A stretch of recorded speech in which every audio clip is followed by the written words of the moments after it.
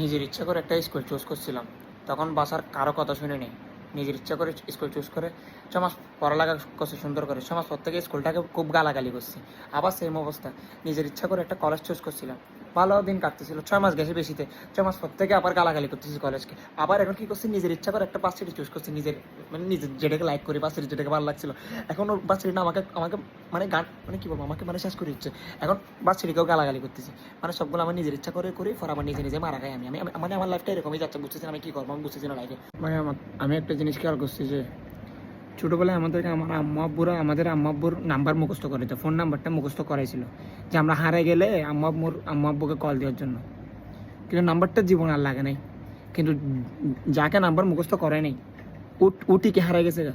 আমি এই জিনিসটা খেয়াল করছি যে যে হারায় যায় ওর কাছে নাম্বার মুখস্থ থাকে না, কিন্তু যে হারায় না ওর কাছে নাম্বার মুখস্থ থাকে। যেমন কি আমি ছোটোবেলায় জীবনেও হারাইনি, নাম্বারও আর বলতে হয় না কাউকে। আমার মোবাইল ছিল, আমি হারে গেলে আমার আম্মুর নাম্বারটা আমি কল দিয়ে বলবো, কিন্তু শেষ কারেন্ট গেছে। আল্লাহ হাফেজ। সোনার বাংলাদেশ। কথা বলার আগে কারেন্ট শেষ।